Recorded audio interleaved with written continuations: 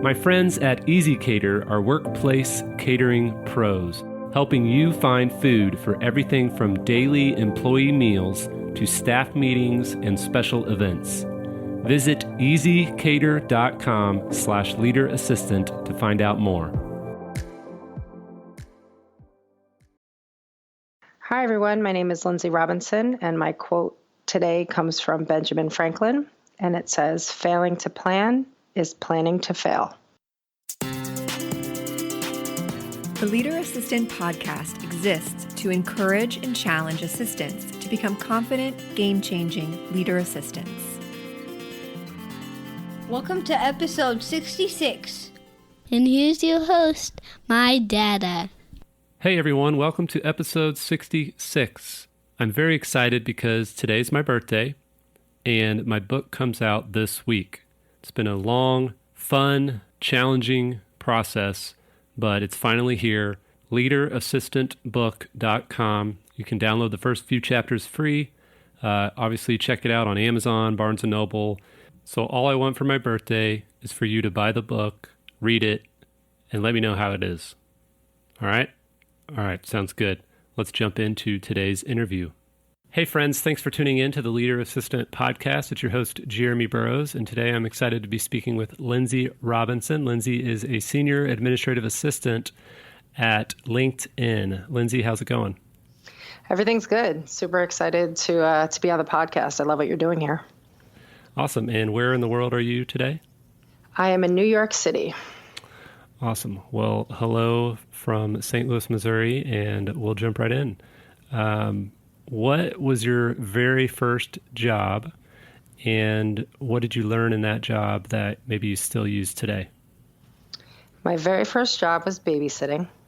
Always had a knack for interacting with children, and in general, I just kind of loved them. And, you never know really what you're going to get, with each child. So I think the thing that I always tried to bring to the table was, adapt to what the kids need. Of course, the parents are going to tell you, I want this done and I want that done. But, when you're with kids for 5 hours, you kind of have to figure it out. And I feel like I do that every day. You're given a job description, and how often, do you really follow that job description? It's really about, figuring out with what not only your leader needs, but the people around him, because obviously, people report into them and you get roped into, the madness of a department. So I think that's the main thing that I learned, is to be agile, unnecessarily flexible sometimes, and and just try to have as much fun as possible. It's not always the case, but if you keep a smile on your face, try to make the best of it. It's all you can kind of give. Yeah, it's great. It's one of those things that we maybe don't want our executives to hear us saying that being an EA is kind of like babysitting, but it kind of is.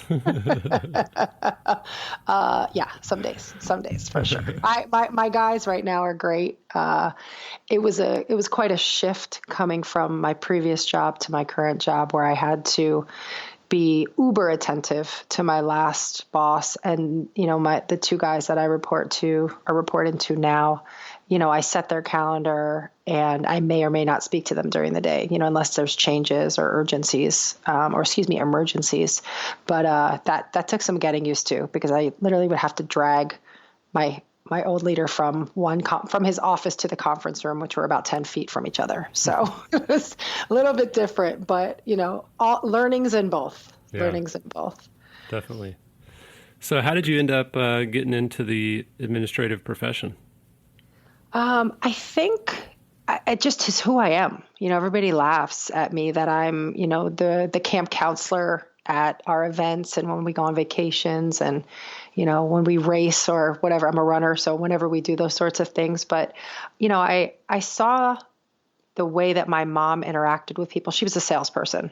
And I just saw the way that she helped people and was always a resource, both at work and even with my friend group. And it's just something I aspire to be. It's like, the apple kind of doesn't fall far from the tree was literally, exactly how I grew up here. So I think it's in my blood. It's something I enjoy. It's also a passion. I just love helping people, finding solutions and being a resource. And when I realized, I could make a career out of that, I was all in. Yeah, it's kind of like I've always thought about, why have I always loved helping people? Like, why have I always loved getting up in the morning and figuring out how I can help somebody accomplish their goals? It's like, well, I guess I'm just meant to be an assistant and meant to help people. But what's interesting though is there are some assistants that they don't feel that way. They don't feel that as strongly about that. So what would you say to somebody listening that's like, you know what, I like the job, but I have a hard time, can I teach myself to love to help people? Or is it something that's inherent in you?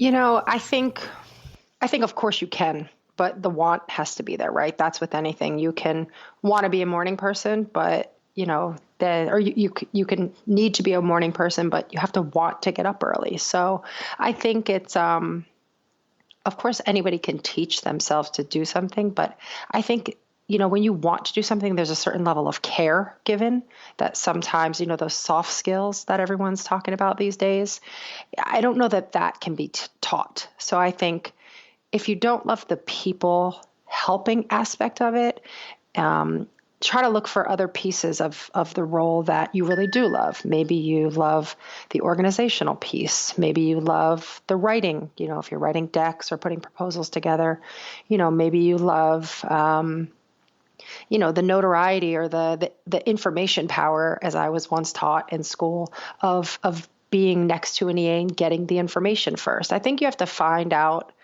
what part of the job you love and then try to excel there, because we have a lot on our plates every single day. You're not going to love every portion of it, right? But I think the people are just part of it. So it's one of those things where it's kind of like you have to take the whole package. But I don't know. I'm not a spring chicken. At 43, I don't know that I'm going to love PowerPoint presentations. It's not something I've ever loved. It's not something I want to do ever. I've learned it. I'm okay at it. I get help, and that's again, I bring people into the fold that can help me with things that I'm not so proficient at. And it's been a running joke in my entire career. So that's not something, it's not like secret sauce I'm giving you here. But I just think you have to figure out what you do love and then try to make the best of the stuff you don't, because, it's always going to be a gift and a curse, no matter what you do. Yeah, I agree. I told my 6-year-old the other day, I was like, yeah, you're going to have to learn to do things you don't want to do so that you can do things you do want to do. Oh, I've had that conversation many times. And it's been told to me, so great advice. Yeah. So throughout your career, what's one of the biggest mistakes you made as an assistant? Oh, I was really hoping you wouldn't ask that one. I go to I consider myself a perfectionist and type A. I'm sure you're shocked by that. But, there was a time at I worked at the NBA for 11 years. I think we'll talk about that at some point. And, there was a point in my career there where I just was unhappy. And it was, it's not something I could necessarily pinpoint, but I think it was about that time when I probably should have made another career decision, but was trying to stick it out to see, if some changes were going to take place. And, the long and the short of it was, we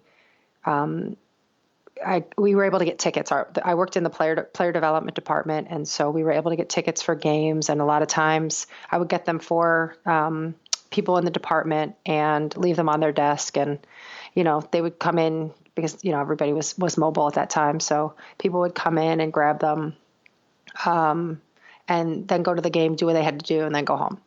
And so, one night I just happened to be working late and noticed that, tickets were still on. It wasn't my direct boss, but it was somebody in the department, that the tickets were still there. And I was like, in my kind of misjudgment, real misjudgment.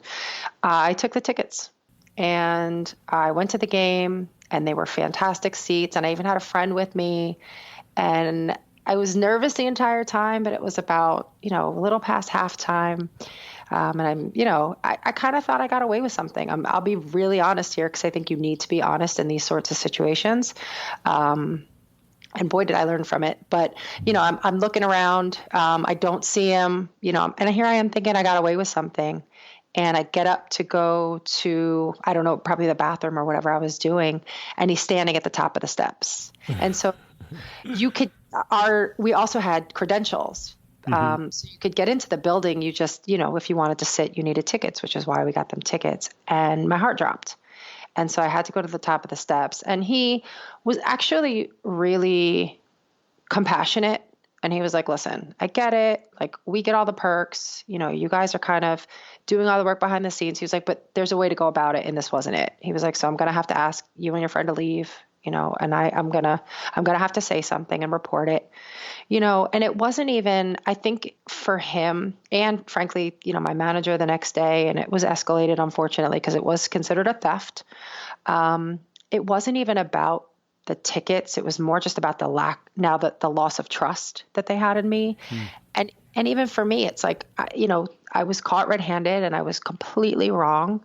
And I'm so glad it happened super early on in my career, because I learned such a massive lesson that honestly, I've shared with many people, and people are like, you're really honest about that. I'm like, listen, nobody's perfect and we all make mistakes, but I would rather make a mistake that didn't hurt anybody, lose any money, didn't have drastic consequences, except for, my pride was hurt, obviously.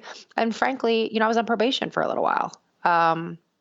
But he was right. I could have asked for the tickets. I could have easily texted him. There was 1,000 things I could have done, but I chose to, go on my own accord, and got caught and was completely wrong. And I promise you, Jeremy, I've never done anything like that since.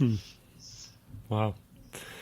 Well, thanks for sharing. Yeah, it's definitely, I actually posted a quick Facebook Live video this morning on my way to work, just talking about how, one of the best ways to connect with people is to admit you need help and to ask them for help.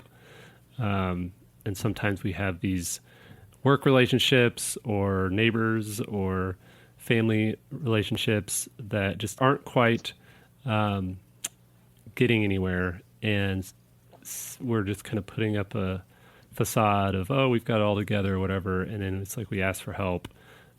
All of a sudden, some of those barriers crumble. And they're like, oh, okay, you need my help. You're not, this prideful, arrogant person that I thought you were. And so anyway, appreciate you being honest. Yeah, no, I think it's important. We all struggle. And I think being an EA, for, almost 20 years, that's not what we do. We don't ask for help. Like, that's almost anti who we are and what we've been taught. But, part of being at LinkedIn, I've realized, like, the resources are insane. The support is incredible. People want to help you, and it's just not something I'm used to. But it's almost like my second act or third act, if you will, because I ask for help and I get it. And I'm like, I don't know what to do with this, but I think, again, if I had just asked him, like, hey, I see the tickets are still on your desk. Like, are you going to come in and take them? Are you going to get them? But I think also sometimes we get caught up in being behind the scenes and not feeling, like we're given enough, not even giving enough credit, but we're not, we're a little bit taken for granted, and the people that we're doing all this work for get all the perks. Cause we see this, we know what they're getting. We know sometimes what they make, or, the gifts they're given or that sort of thing. And people can become resentful, but I would caution anyone who's feeling that way to, reorganize your thoughts and figure out how, what you can ask for if you're looking for that sort of thing. Or just be point blank with whoever it is that you're working for and or with, because half the time those people didn't even want to do, they're like, I don't want to go to this game. You want to go to this game? Please take the tickets, Right. but they don't want them to go unused or whatever the case may be. The suite, I'm trying to get on someone's plane. So if anybody knows of that, let me know. But, but you know what I mean? I've seen a lot of things in the career, and it's amazing what happens, to your point, when you ask for something. So Yeah. Awesome. So how do you prioritize self-care in the midst of a demanding role? Several ways, actually. This is like Lindsay's question, because anybody who knows me knows I am queen of self-care. So, and I encourage everyone else to do that. If you looked at my LinkedIn profile, there are almost every post has some measure of like self-care in there. First, I'm a runner and cyclist. And so while that seems like nuts to some people and they'd rather poke their eyes out, that actually is fitness and cycling and running being pretty paramount for me are, it's like my time. And so I do tend to work out in the morning. I get up pretty early, usually up between 5:30 and 6. And when I was running, I was on the road by 6:30. Cycling, you have to be a little bit more careful. Again, I live in New York, and so there are traffic challenges. So, I'm doing things super early in the morning. But running has been an absolute godsend. It's one of those things that, people know kind of, not, I don't want to say not to bother me, but they just respect it in a way that's beautiful. It's like they know it's my thing, my time. I don't have children. I'm not married. So like that's my thing that they know that's like, don't interrupt me during that time. Mm-hmm. And then, and I'm also able to goal set with it. So, even though for me, it's fun and it's my sanity, my kind of type A personality comes out, and I'm able to, set goals to run races. There's a huge running community here in New York. And so that's expanded my social circle in various ways. I've literally been all over the world running. For my 40th birthday, I set a goal of running 40 races in a calendar year. And so that was pretty awesome. And I got to run all over the country, all over the world, meeting different people, different run groups. And so that's kind of my big, like what I do for my big things. But, I'm huge on, again, taking advantage of where I live. New York has got a ton of different resources that, spas, facials. I'm obsessed with foot rubs. It's partly because of the running and the cycling. My feet always hurt. I wonder why. My feet always hurt. And so I've found, 2 or 3 places that I go to that do like super cheap foot rubs. It sounds kind of creepy. Sorry, guys. But it is, it's more time, and you do have to take care of your body.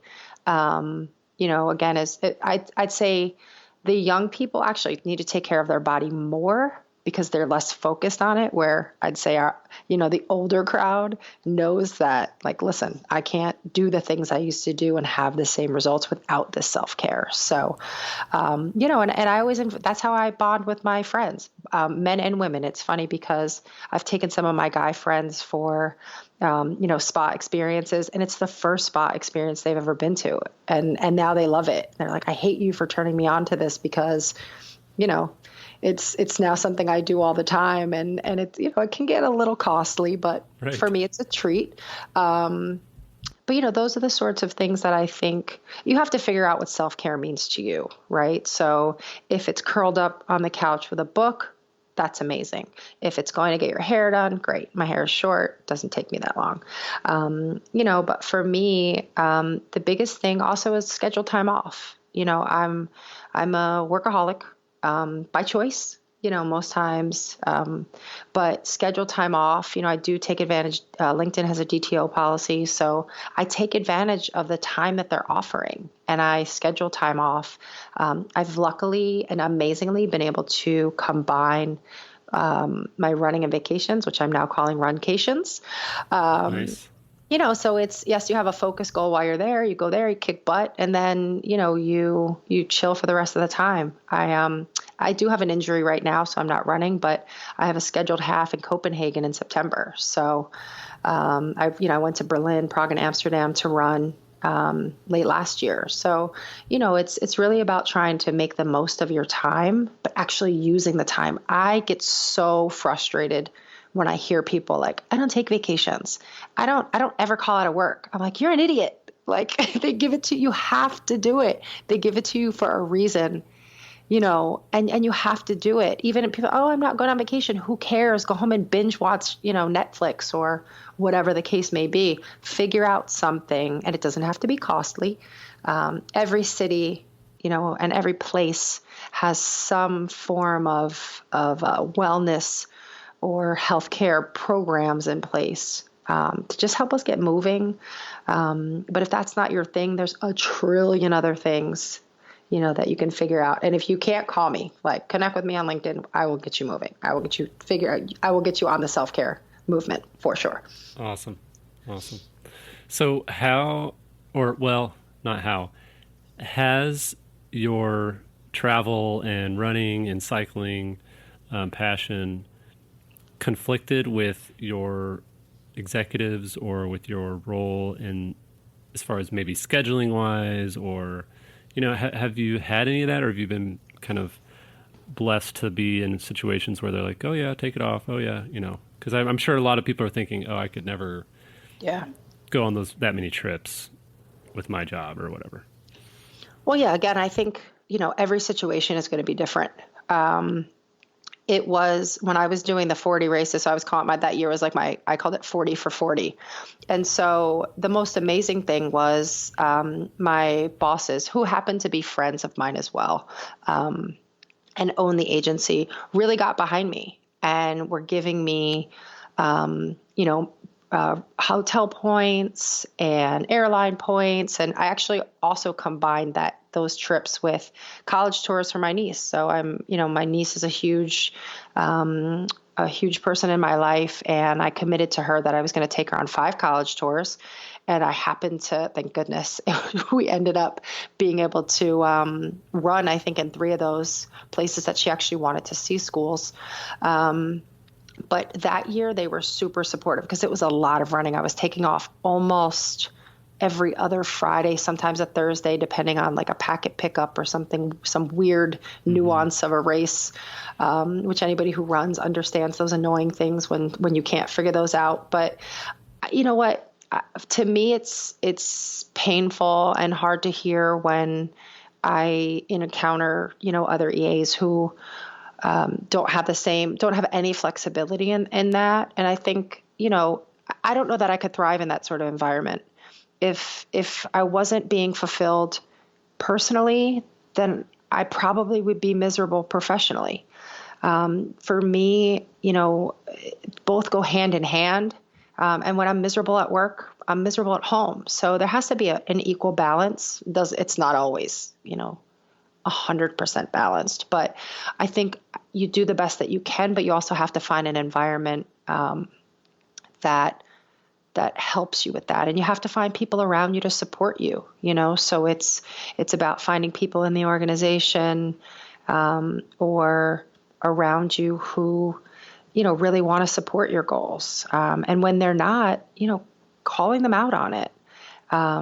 Because I don't know, I think that life is too short, as we're continuously seeing, and we all have to make money and we all have to have a job and all those sorts of things. But I don't know. I also feel like sometimes, again, getting back to the asking for things, like if your boss knows how important this is to you and he still isn't willing to kind of bend or maybe even just ask you to reorg it, because that's had to happen. I had a race and they were like, something, I couldn't run it because of some conference that came up that I needed to attend. They were at least flexible, and they're like, all right, well, we'll, help you pay for your change fee, or, it was a group effort. It was a joint effort, and they made allowances, to help me. And I think that's why I was there. I was there 9 years, and my previous job, 11, because they showed me that I was important to them. And I think we are more in that culture these days. I think the days of the crazy intern stories and the running out, for coffee and wild things, I'm hoping some of that is over. But again, I think you need to make sure that your worlds are as balanced as possible, and that's going to mean different things to different people. But ask for what you need, and if you don't get it, start keeping a little checklist, because maybe it's not the right place for you. And I've heard you say that, in other places, and I've heard plenty of conversations around, maybe this is not the right job or the right leader for you to be associated with. So those things are real. Yeah, definitely. So tell us a little bit about your career. Like, how did you end up at the NBA, first of all? And then you were there for a long time. So most people don't stay at a company longer than, I don't know what the average is, 3 or 4 years. So yeah, how did you end up there? And then you were at the next company for a long time as well. So maybe just talk about how you ended up in the NBA, and then just kind of being at companies for that long. You kind of touched on some of it, obviously, like they were flexible and supportive. So of course you want to continue, you want to keep that environment. Yeah. The NBA happened through networking. And so, the theme throughout my life has just been, I've been surrounded by and associated with amazing people. So I had an internship one summer for Echo Unlimited. I'm not sure if everybody remembers that, but it was a pretty big clothing brand. Yeah. And I got that internship because I babysat for the marketing director. And so when it was time for me to get, quote unquote, my real job, he was like, why don't you just come try it out at Echo? It happened to be in South River, New Jersey. My home, I'm from Red Bank, New Jersey. They were about 20, 30 minutes away, so it worked. His name was James. James wanted to, he's still was a visionary, still a visionary. He wanted to do some patchwork jackets with the NBA. And so my job at the time, or my charge for that summer, was to figure out who we needed to talk to at the NBA, and because we needed a license, essentially. And so, calling around, and I knew nobody at this point, I'm a college student, calling around, and I finally, link up with someone, and they point me in the right direction, and we land on this woman, Krissa Chin. And so Krissa is not in licensing, but she is in the player development department. And so she helps, she basically knows everybody. She's another connector, as I say. I have a lot of connectors in my life, and I feel like I've started to become that throughout my career as well. But Krissa loved the idea, thought it was amazing, connected us with whoever it was it was global merchandising at the time, GMG. They put us together, and we were able to get the jackets made. And so kept in touch with Krissa and thought she was great. There was another guy, George, in the department who was younger, but he and I really kind of hit it off because we were, the grunt workers. We were doing the actual work. And James, I think maybe a year later, actually left Echo and started a startup, and went into the tech world and engaged this guy, George. He and George became really close. George was in the player development department as well. And as startups do, it lasted maybe a year. I was working almost full time for James, even though I was still in school. And so it lasted, I was in my senior year, that lasted a year. And then right at the end of my senior year, the startup failed. It ran out of funding, and they were spending crazy money and all that, all the things that startups did. But this one happened to be in New York. And so I started reaching out. And George is one of the first people I reached out to. Went and had lunch with him in New York. I was at Montclair State, so it was just a train ride in. UBO was in the city. And so one day I just asked him if I could come over and chat with him. It took about, I want to say 6 to 8 months of, just figuring it out. The internet wasn't what it was. It certainly wasn't LinkedIn. I think it was Yahoo Jobs or something that I was going through, but something like that. I mean, again, not a youngin'.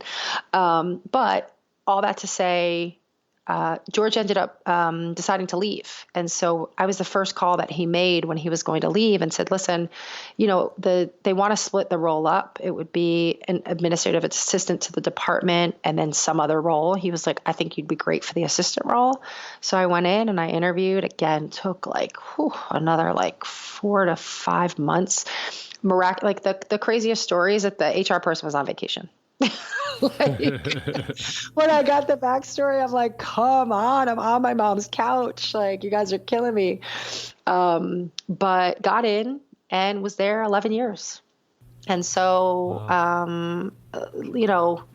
Learned a ton, worked under a woman, which I ended up working for Krissa and for Satch Sanders, who's a legend in the game, Boston Celtics, coached at Harvard, won a ton of rings with Bill Russell. Bill Russell would come into the office and it was my two grandpas in there. It was a surreal experience. And being a fan, I mean, just to tell you how much of a fan I was, my best friend and I laugh all the time because we actually met at the NBA. My email address on my resume to the NBA was lovejkid5, which is Jason Kidd, who is my favorite player, at hotmail.com. That's and hilarious. and she's like, I can't believe you got through with that. And I'm like, yeah, the skills speak for themselves, I guess. But was a huge fan, and being able to work in that department as, the league was changing and the complexity of the players was changing was an amazing opportunity. We worked on all the off the court life skills programming. So essentially I was in education. I was we used to call ourselves kind of the guidance counselors of the league. Yeah. We did the rookie transition program. We did pre-draft programs. We did, I worked with, Behind the Bench, which is a wives organization. I mean, just, stuff you just dream of. But everybody has a point where it's like, okay, I need more. And, it took a long time. It took a long time. Because you get super comfortable and then you're like, I don't even know what else I'm capable of doing. I've been doing this so long. And you joke about the babysitting, and I was like, I've been babysitting, millionaires for 10 years. What do I do next? Right. But I looked into personal assistant, being somebody's personal assistant, so I could work with one person and kind of, get to know them and do that. And, the more I looked at that role, the more I realized I would have no life. So, and I was still young, and it was kind of cool, but, I kind of got the best of both worlds working in my next role, because it not only elevated my skill set because they just gave me complete autonomy for things I thought I'd never do, but I worked for two of my best friends. They were husband and wife. I definitely was their personal assistant on top of their executive assistant. They had one son at the time. Now they have two, but it was, the NBA was quite a place. I traveled all over the world. I went to China with Yao Ming. I mean, Nice. I was, it's hard to bring up, but, I did spend time with Kobe. There's some tragedy there, but all I remember is super amazing things, and know, legacy will live on. But, I just got to do things that you never think, you think are not real. And it helped me accelerate my growth and really solidify what it means to be a professional, under some of the hardest circumstances. So I'll be forever grateful for the process and the protocol that developed while I was there. That's great. So now, fast forward a few years, now you're at LinkedIn. Mm-hmm. How's it been, and kind of maybe how did you get into LinkedIn, and what are the takeaways or maybe the differences even working at LinkedIn versus your prior roles? Yeah, I think so. When I left the NBA, I went to a small experiential marketing agency called Team Epiphany, and it was about 15 people when I started. It was about 75 with an additional office in Portland, Oregon, when I left. And I was there 8.5 years. And so my role once again changed drastically from kind of day one to day, whatever that was, 8.5 years later. But I think I didn't know that I wanted to, LinkedIn wasn't a goal per se, but change and someone else being responsible for structure was like, that was the goal. I was given, again, I worked for two of my best friends who ran a fantastic agency, but, a small business really comes with a lot of do it yourself. And, I know you talk a lot about burnout on the show, and I was burnt out. There wasn't a lot of growth opportunity there just because of the structure of the company. And, when you're good at something, people are coming to you constantly. And I kind of do joke that the one time that I was interrupted during a race, because typically I keep my phone off and all of that. For some reason, my phone was just ringing. It was on a 19-mile race. Well, I had to do 19 miles. I was training for the marathon. So we flew to Dayton, Ohio. You're just going to think I'm a crazier person than you probably already do. My friends and I flew to Dayton, Ohio. We're going to do a 10K and a half back to back because we had to do 19 miles. We're like, oh, just, that sounds fun. In like the middle of summer. I'm on mile like 15 or 16. Like I'm almost done-ish. And my phone is going crazy. And it's the super of the building that we're currently in. We had the way that our elevator worked, a lot of elevators in New York come right into the floor. And it was a manual elevator. And because I left on Thursday, not Friday, and locked up, somebody forgot to lock it over the weekend. Because, somebody's always responsible. But of course, when I'm out there, S hits the fan. And honestly, at that point, I was like, I'm done. Like, I can't do this anymore. I can't be responsible for everybody. And that was the middle of the summer. And I kind of was just like, there were definitely other more serious things. But, I think we all have our breaking point. And I sought growth and put it out there in the world. I have an amazing network of people. This one actually came from a really close friend who worked for my current boss's wife previously. And I went to interview, and it was such a casual, chill conversation. It was like talking to my uncle. It was the weirdest thing I've ever been, when I'm sitting in a full cafeteria in the middle of New York, and I'm like, what, like, where am I? They've got a coffee bar, and like everybody's happy, and like, there's full breakfast service and like fresh squeezed orange juice. And I'm like, I heard about Google, and you heard about Facebook, and you heard about all these things. I'm like, oh, this is what they were talking about. Okay, cool. But what I walked away with was, there are other really cool opportunities out there, and not to be fearful of allowing yourself to take advantage of those opportunities. Because again, I was in a situation where I was somewhere for 9 years, super comfy, making a great salary, doing whatever I wanted, coming in when I wanted, leaving when I wanted, blah, blah, blah. But I wasn't fulfilled, or had stopped being fulfilled is the better way to say that. And so landing at LinkedIn, I say, when people ask me, I'm like, I work at Disneyland. Like, I literally, they are so hyper focused on their employees. It's almost uncomfortable some days. You're like, okay, I can take another ice cream. It's fine. Like, yeah, of course I want another sweatshirt, but it's more than that. It's the culture that they create. We use culture so freely today, but, it's the access to healthcare, the access to perks, the access to mental health awareness. There's just so much going on all the time. There's something for everybody, on top of the fact that they feed us every day, and the fact that, they offer free healthcare because they know that that's paramount in most people's lives. And then the things that fall under those buckets, and then just the people. I literally was like, people can't be this nice. We're in New York. Come on.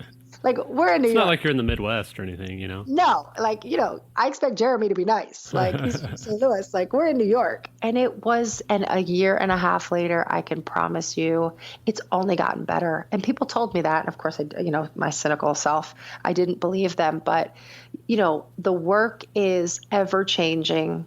It's challenging. You're not limited just to your daily job. there really are employee resource groups. We call them ERGs that you could take advantage of. There are tons and tons of volunteer opportunities. There's just speaking engagements. I'm doing going down to DC to speak to the NFLPA about how to, we call it rocking your profile. And so, I'm just an EA in a department, but I'm given the same opportunities that what would normally be held in a company for, someone of a higher level. Doesn't matter. It's like, if you've got the skill set, go do it. And they encourage you to do it. And a lot of this stuff happens in our office. So it's not like you have to take a full day off, because a lot of people, again, don't have that luxury.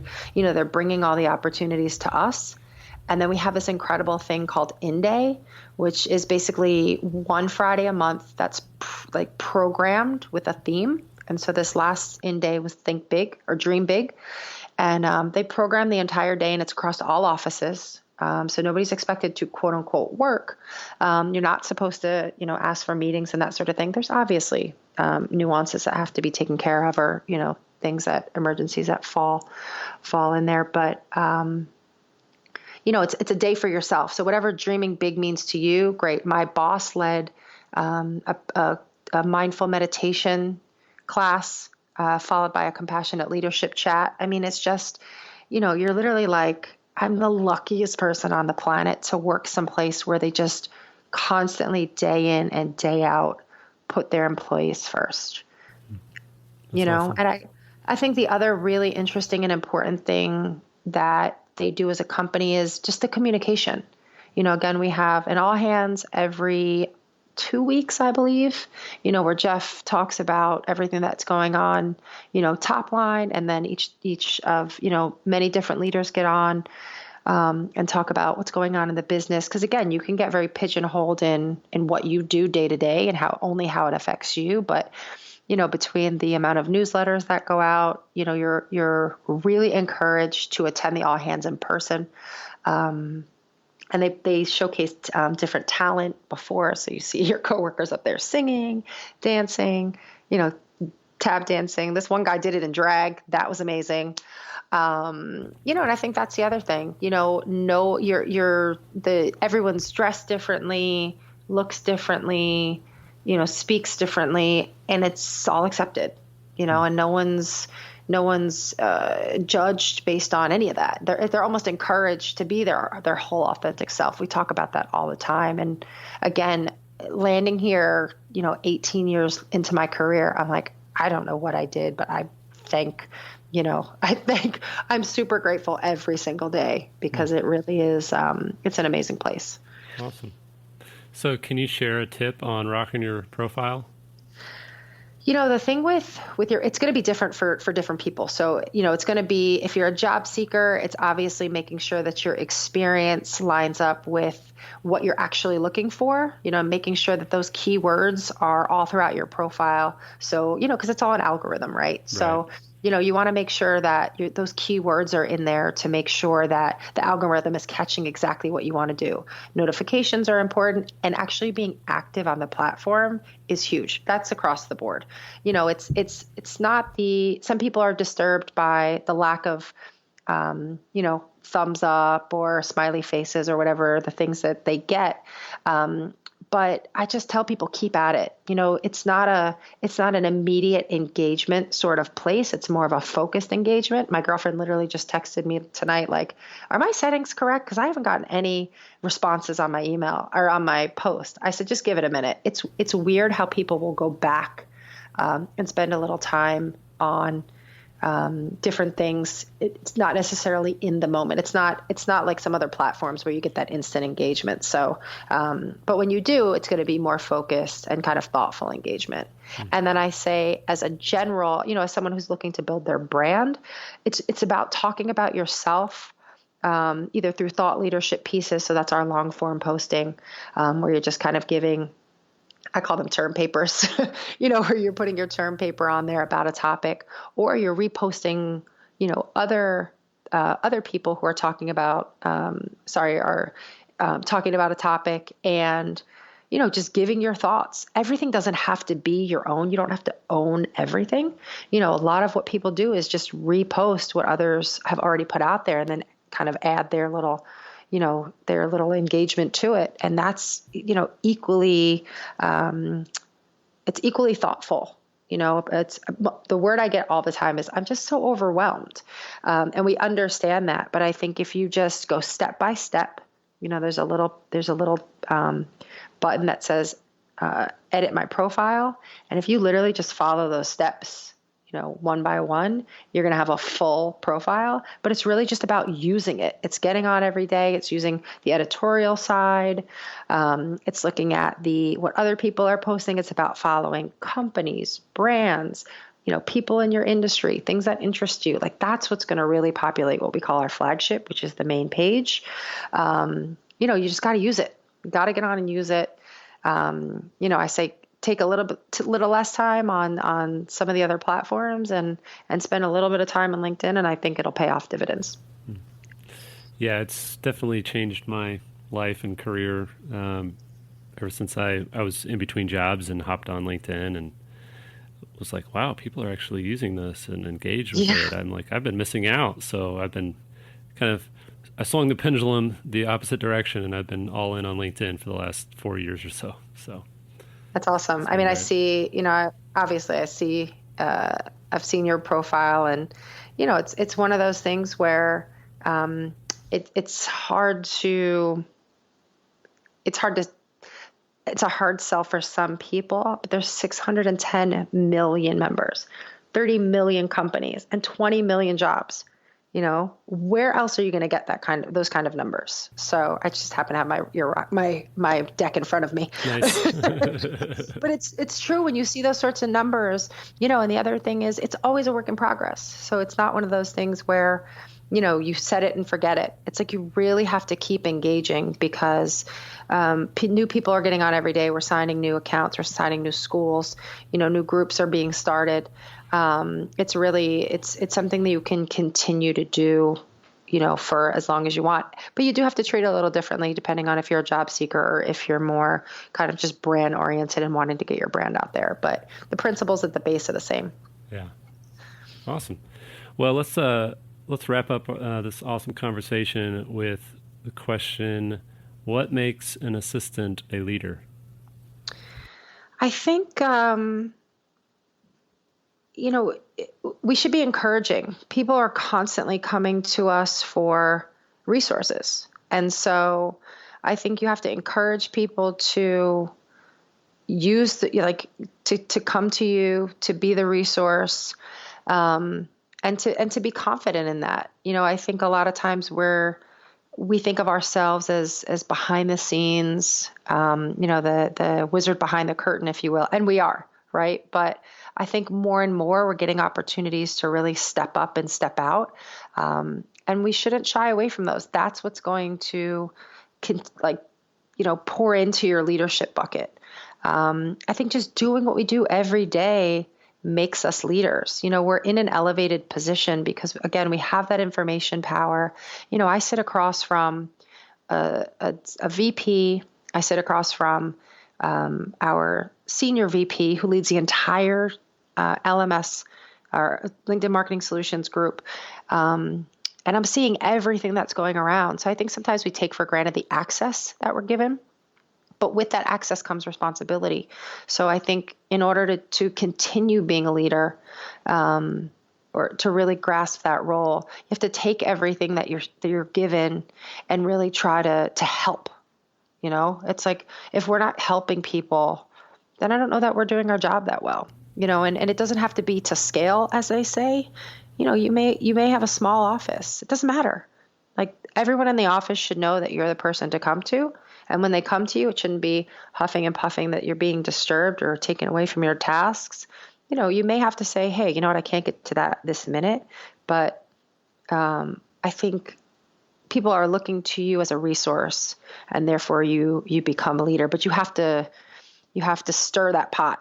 You have to continue to make it happen, because it can very easily go away. People know right away when you don't want to be bothered or you're unapproachable. And that's the worst thing I think that you could be as an assistant. Frankly, as a person in general, but definitely as an assistant. Yeah, definitely.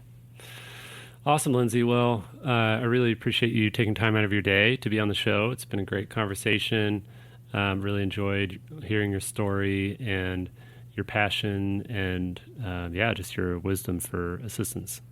Yeah, thank you. I mean, what you're doing is incredible. I was, I came upon you through another, EA resource, and it's been incredible. It really has changed my viewpoint. And again, I feel like I'm not alone. For many years, I just felt like I was kind of on an island and having to do everything on my own.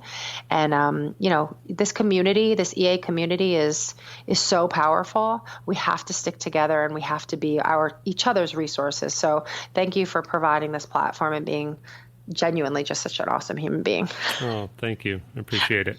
Of course. And I'm glad to provide listening material for your runs. Yeah, for sure. Although you might have to speed up my voice because, if you need to be pumped up for those last few miles. These days I'm taking it easy, so I think I'll be all right. But again, with the shortened time, sometimes I'm trying to listen to my podcast on my run, get as much information in, and, so it's all relative. Nice. It's all relative. Is there anything that listeners can do to support you, or how can they reach out to you?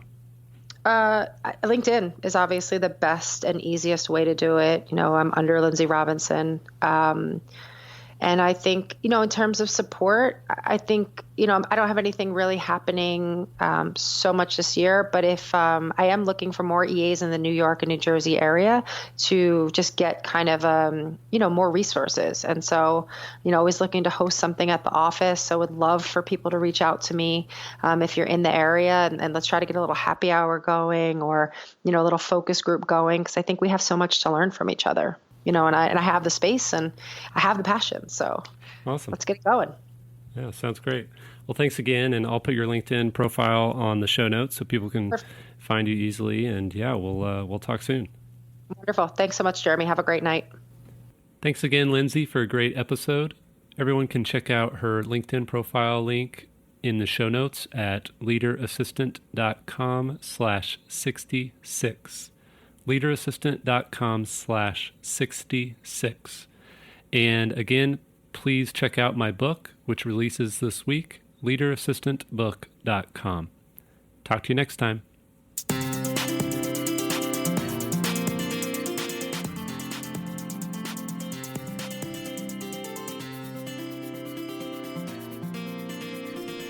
Please review on Apple Podcasts. GoBulls.com.